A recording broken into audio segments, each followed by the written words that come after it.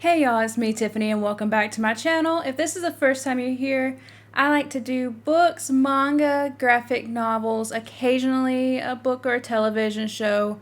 Lately it definitely seems I've been doing more graphic novels than anything, and today is no exception.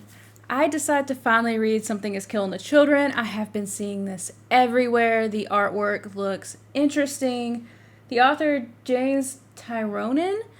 I read the first volume of The Woods on Scribd, I think in 2020, and I thought it was good. I just forgot to ever get around to it. And I see it, and it's just one of those things I just keep forgetting to get around to it.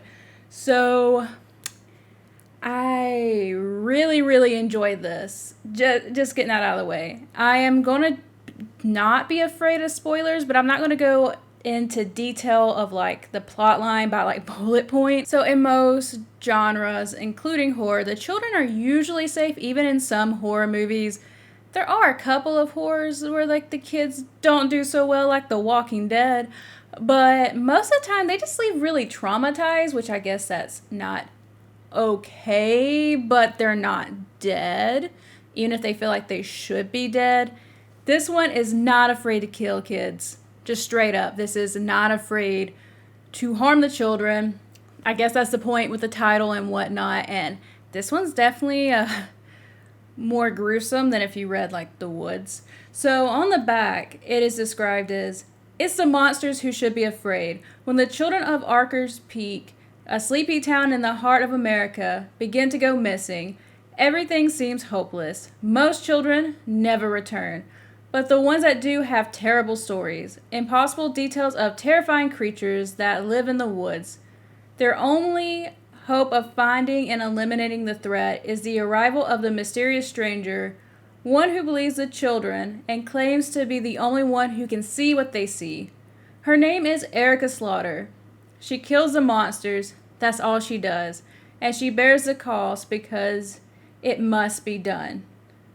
I mean, with that description, why not go into the story, right? So can we talk about the art first? I like the art. I really do. Some reason I really like thick lines if it's not going to be realistic art, and this does have thick lines. The drawing's a little eerie. The color palette seems to go so well with this story. And the monsters actually look creepy, but they don't look cartoonish creepy. They look actually creepy, and they look like something that children would probably think of in their head. Or at least I imagine children would think of in their head. So I really appreciate that the artist brought something like that to life. And I like how the gruesome details, it was just like, it just, some reason it just seemed really gritty. And I just like gritty art in these kind of stories. So the plot is pretty straightforward. You know, there is something mysterious going on in the town, and nobody really knows what's going on, and they don't really believe too many people who kind of know what's going on. That part itself is not really unique. And the character James, which I thought was going to be the main character, but I'm thinking it's technically Erica Slaughter. He is a teenage boy, and he's coming into his sexuality, and you know, he's getting bullied and stuff like that, but then he watches like his best friend die, and he can see the monsters, and you know, people blame him for his death, and even the principal at his school blames him for this death, and realistically it's not his fault. And he's gone through so much trauma, and he doesn't get enough time off school, and he's just going through so much, and then dealing with the guilt, and then getting blamed and adding more guilt. It's just, and the way the monsters are, of course there's the real monsters that the children see and yada yada. Then there's like the monsters that are in our life, and I like the parallel in between the two, because people aren't always good, and people definitely don't understand that, you know, trauma is a thing sometimes. Sometimes they do, sometimes they don't. And I think the author navigated this very well. So I know I said I wasn't going to get into much spoilers, and I'm not. I'm going to try to end it here, but I'm just going to talk about a little bit. I like that our protagonist, Erica Slaughter, like I said, I thought James was a protagonist, and I'm pretty sure it's Erica Slaughter. It's just the way it's written, right? And she can see the monsters, and she's coming in with this creepy mask, and you don't know much about her. and she looks so out of place, and she doesn't care, right? And she has seen these monsters kill these monsters, and she feels so much sympathy for James, but she understands what she needs to do to be done. She's jaded, she's cold, she seems very standoffish. She's just like a general badass in particular.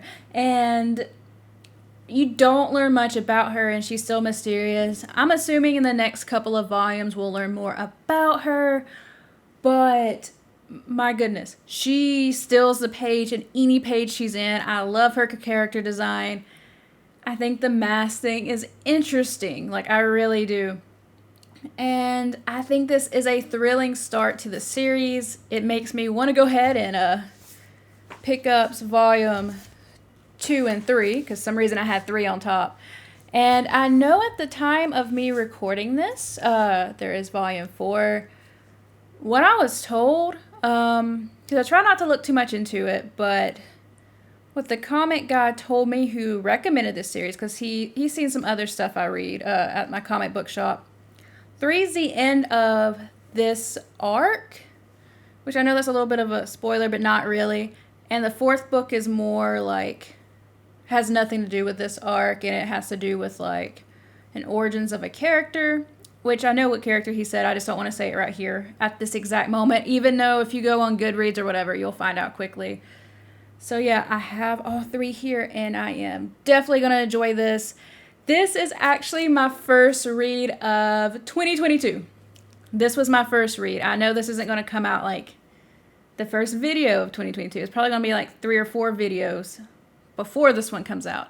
But this is officially my first read of 2022, and I think I picked a good one. So guys, if you enjoy this, let me know, and I will see you later. Bye!